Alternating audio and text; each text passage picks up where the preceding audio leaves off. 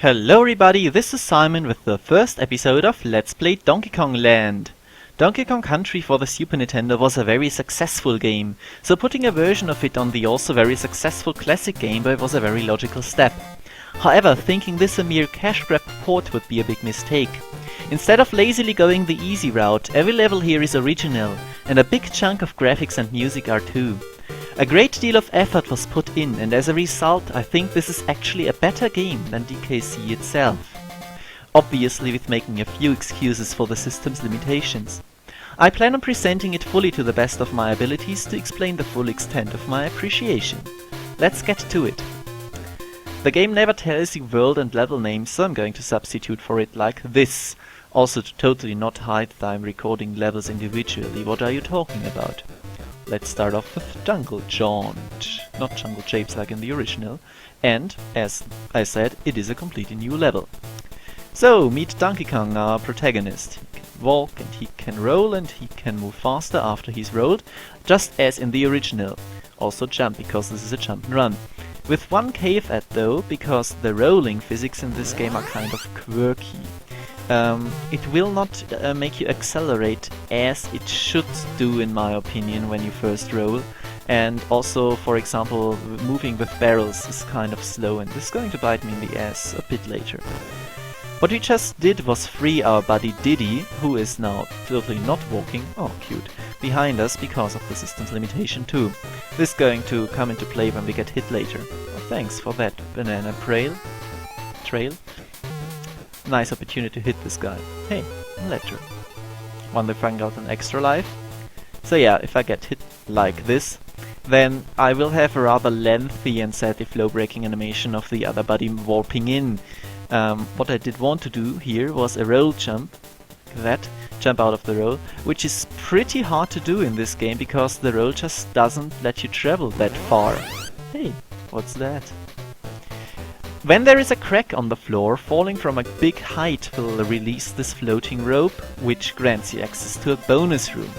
Those are just for bragging rights more or less, because while the game keeps track of them, there is absolutely nothing you get for them. I will get them all though. This barrel here is also kind of pointless. It's more or less just to activate this crate here and giving you access to Rambi, our first animal buddy. This guy here will take apart enemies. This here is the checkpoint. If I should happen to die, I would respawn here. And Rambi is really cool because he, well, just destroys everything and also destroys walls, a few of them at least, for another bonus. Thing is, in this game here, the animal buddies are really not prevalent. There are like 10 instances in total where you use them, and most of them just for bonuses or in bonuses. And as you see, we don't have Rambi anymore. Oh well. This is the goal. And veterans of the first game might expect that I get an extra life now for collecting the KONG, but not in this game. What it does is allow me to save, which is kind of a strange decision in my opinion, but I'll talk about it later on. For now, as I got every bonus room, this exclamation point has appeared, and we're finished with this level, so let's move on to the next. And this is a level that is great to demonstrate what I really love about most Donkey Kong Country games, and that is gameplay flow. I can just move forward in this very first section and get from enemy to enemy because it is perfectly designed in that way. By the way, this cannon, you have to push A to get out of it. A great introduction to it because you will land in it and then you can just, well, try out for yourself. The game doesn't tell you, hey, you might want to push the A button because, oh, yeah. And this don't think I missed you. Whoops. It's another bonus room. Again, telling me, yeah, you might want to move fast here. So you might be wondering where the flying pig enemies are coming from. They're original to this game here. So, a word about palettes. As you see, it is kind of, well, blue.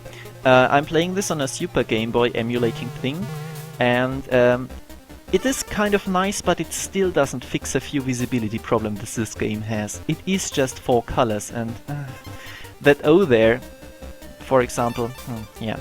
This barrel here is also pretty damn pointless. I mean, I was just avoiding this bee by moving right. Maybe it's supposed to tell you, hey, you can kill bees like that, but oh well. If I had held right here, yeah, I would have bounced off both enemies too. So those tires here, the bane of my existence. Their physics are pretty quirky, and we will see lots of cursing about them later on. For now it's not too bad, because the jumps are fairly generous. And that was the level. Quite fast paced, right? We're going to see far more examples of the game moving at a great speed forward, ever forward, without ever being boring. Later in videos, and here too. It's a big desire of mine to show that off. So, this level here is also a really good level. It starts off nice and easy, and then it introduces us to its main gimmick. Oh, but first a camera glitch? No, a little bonus area. It doesn't give us anything that the game will keep track of, but it is just a nice nook to explore, and the game is full of little nooks and crannies like that. So, whoops, I missed the rope and I fell down and nothing happens. It's nice and very fair of the game, and actually the second part of the second set of ropes, it also doesn't have a bottomless pit below.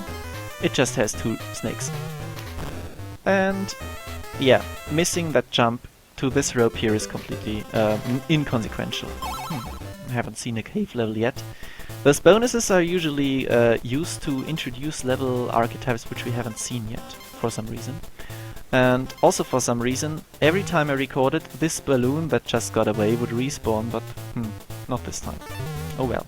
Hesitated a bit too much here, but going as fast as possible will totally get you those snakes all the time.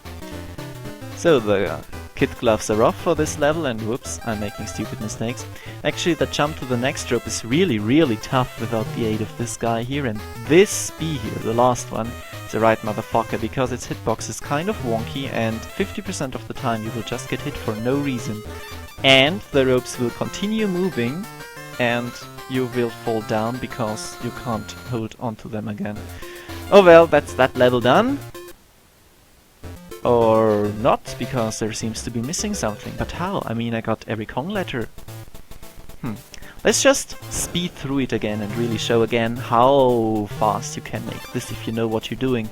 It also shows off that if the enemy is big enough, Donkey Kong will actually hit him with the barrel, even though he holds them on top of his head. This was not like it in the case in the original.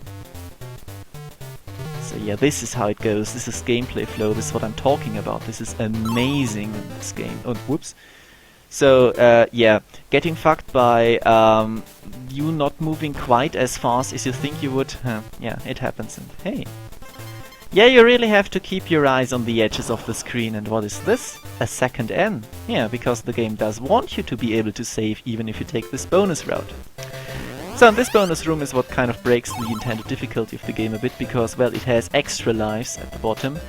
And every single coin we collected so far can more or less, if you're skilled enough, I'm not, but whatever, exchanged for an extra life. And this is all that coins do. In those special bonus rooms, and I mean you could always go back for this one, it's quick as I just showed you, and save right afterwards. So, well, so much for extra lives.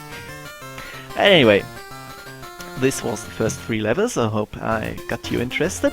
So far, thank you very much for your attention, and I'm going to see you later on for the rest of World 1.